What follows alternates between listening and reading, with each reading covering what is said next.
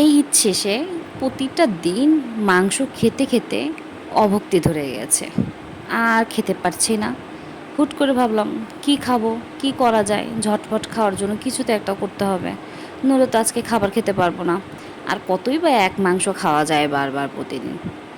যে কথা সেই কাজ, হুটহাট করে মনে পড়ে গেল যে আজকে একটা ভর্তা রেসিপি করব। আসসালামু আলাইকুম, আমি মাহি, আপনাদের সবাইকে স্বাগত মাহি রান্নাঘরে। আমি এখানে 2টা কাঁচা টমেটো আর 3টে পাকা টমেটো নিয়ে নিলাম, সাথে নিয়ে নিলাম কিছু আলু। আমি এগুলো ভালোভাবে ধুয়ে নিয়েছি। এখন এগুলো আমি সিদ্ধ করতে চলে যাব। আপনারা চাইলে কড়াইয়ে সিদ্ধ করতে পারেন, আমি এখানে রাইস কুকারে সিদ্ধ করে নিচ্ছি। সামান্য একটু লবণ দিয়ে আমি এটা 10-15 মিনিটের মতো সিদ্ধ করে নিব।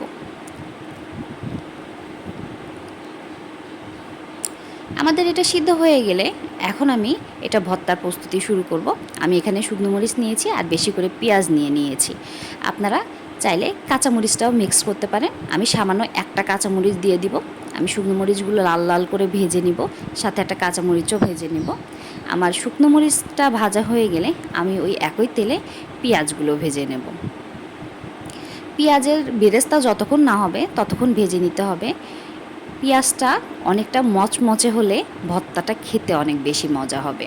আমি পেঁয়াজটা অনেক মচমচে করে ভেজে তুলে নিব।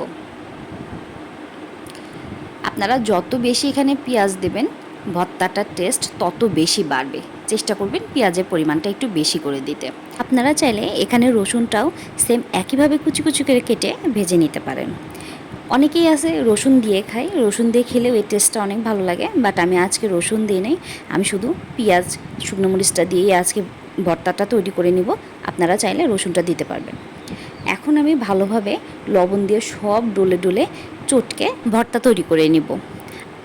গ্রাম বাংলায় অনেকেই এই ভর্তাটা দিয়েও পেট ভরে ভাত খেয়ে ওঠে, কিন্তু এটা সবাই পারে না, এটা আমিও পারি না। কিন্তু আমি অনেককে দেখেছি এভাবে ভর্তা দিয়ে ভাতটা খেতে। এটাকে বলে মরিচ ডলা। এই মরিচ ডলাটা দিয়েও অনেকজন ভাত খেয়ে উঠতে পারে। তো এখন আমি ভালোভাবে চটকিয়ে চটকিয়ে এই মরিচের ভর্তাটা ভালোভাবে করে নিব। এইটা আপনার যতটা মিহি হবে আপনার ভর্তাটা খেতে তত বেশি মজা লাগবে। এখন আমি সিদ্ধ করে রাখা টমেটো ছালগুলো ছাড়িয়ে নিয়েছি, আলুর ছালগুলো ছাড়িয়ে নিয়েছি।